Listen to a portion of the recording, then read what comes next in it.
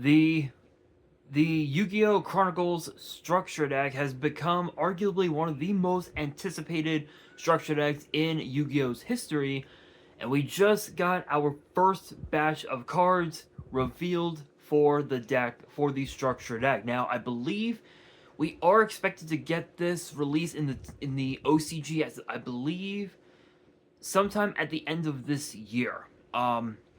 So before we reveal the cards, I do want to let you guys know something. Yeah, you guys could probably tell by my expression that I am down in the dumps. I guess you could call it.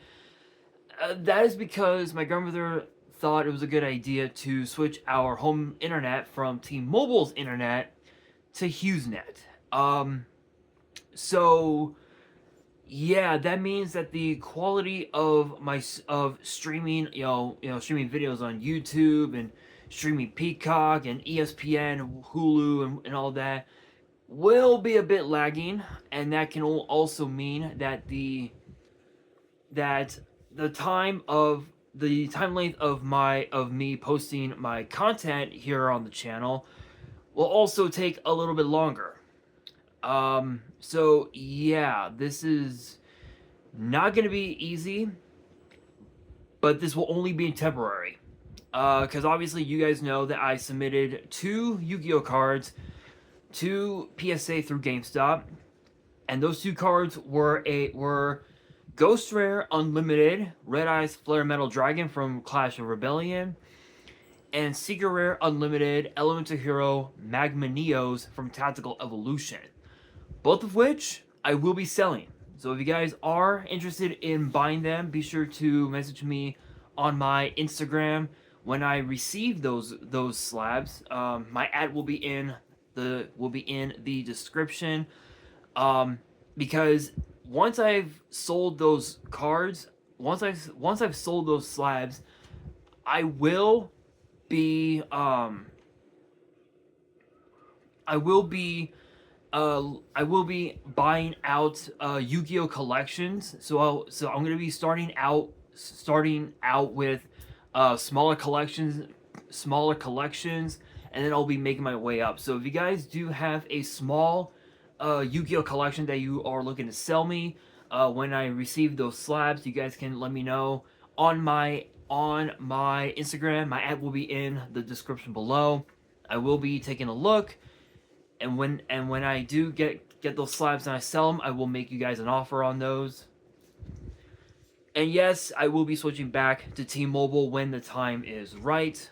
But for right now, I have to make use of HughesNet's internet, and it ain't gonna be pretty. I can guarantee you that. But with that being said, let us get down to business with the first batch of cards revealed from the Chronicles deck. Now, the Chronicles deck basically is the combination of the Albaz archetype and the Dogmatica archetype from the Yu-Gi-Oh! Chronicles anime that has been posted on YouTube over the last several months, which dates back, I believe, to April, actually. So there is one brand new card, 2 brand new alternate art, and then just a bunch of reprints. I don't know. I'm not sure what other new cards we can expect, but I did say that we could expect a new fusion that featured both archetypes, and I was right. And that card is called the Stigmata Devouring Dragon,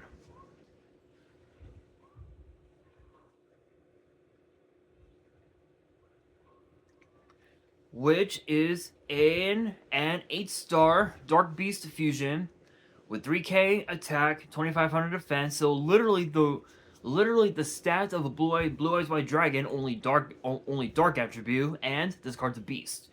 And it requires it literally requires 3 monsters: Fallen the Valbaz, plus a light or dark monster plus 1 effect monster. And the first and third effects are both once per turn. The first effect reads, if this card is special summoned, you can shuffle up to 2 cards from any grave and or banishment into the deck. So this is basically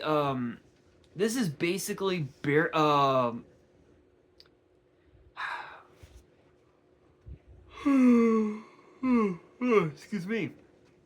I would say that this is Burial from a different dimension, but Burial puts banished cards back into the grave.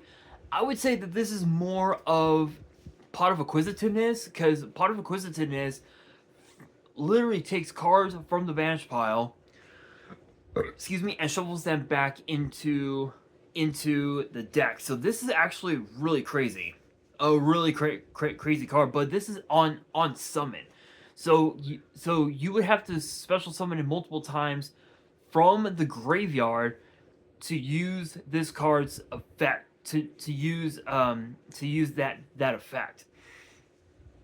Second effect reads, while an Ecclesia monster is on the field or in either grave, this card gains 500 attack. Also, it is unaffected by other cards' effects. Oh, by other cards' effects. So it basically protects itself from being affected by any other effects on the field. So not even skill drain can stop this card from being a massive powerhouse. Third effect reads, during the end phase, if this card is in the grave because it was sent there this turn, you can add 1 Dogmatica or Tri-Brigade card from your deck to your hand. So this is literally Pot of Acquisitiveness.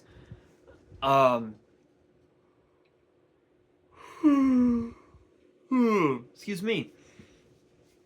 It has built-in protection, and it also acts as a Rhoda when it's sent to the graveyard during the end phase, which is pretty crazy. So theoretically speaking, you could use this card as fodder for a rank 8 Xyz.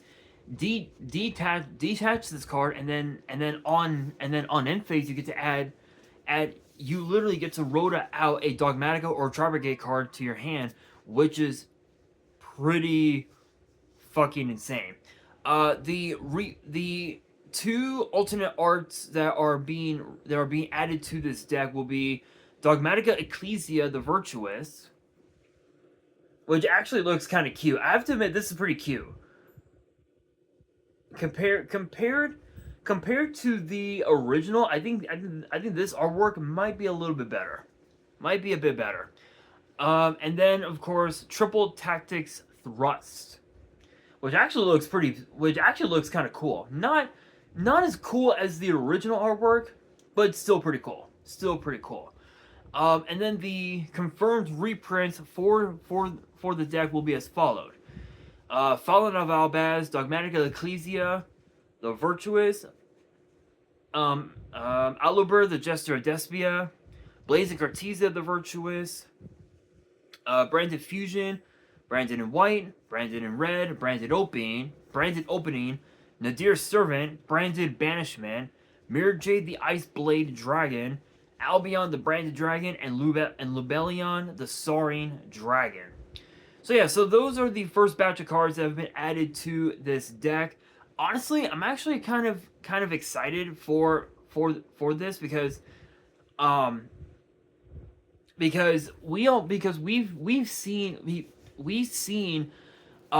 when the Dogmatica archetype was first introduced in Rise of the Duelist during the pandemic. I think it was during the pandemic.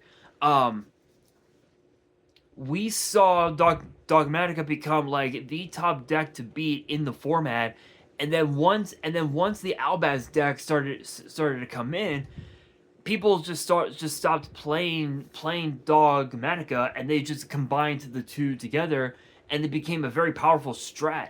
And then over time we ended up getting better and better decks in the format. Decks like Tirlament, Kashtira, Bystial, just to name some of them. I think Sky Striker got new support as well in that timeline, so Sky Striker became another powerful strat at that time. Nowadays, you really don't see those decks anymore. Only on Master Duel, but this structure deck definitely is going to have a lot of potential as far as the upcoming format goes, because we're still expecting the ban list to come out sometime in the next, I want to say, the next month perhaps. I'm not entirely sure, but it's going to be interesting because when you think about the when you think about the Dogmatica deck and the Albaz deck, we ended up getting quite a bit of support for them over the last few years.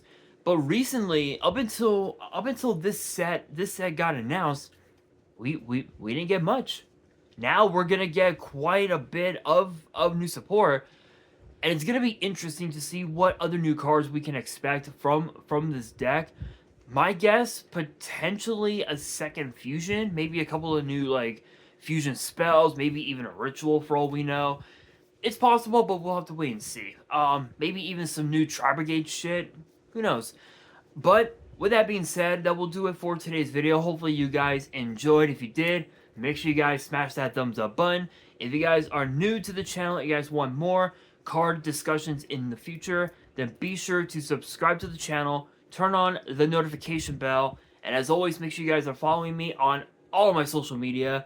All of my ads will be in the description below, as will the info to my fan mail. It will also be in the description as well. And on that, this is your boy Nash, signing out.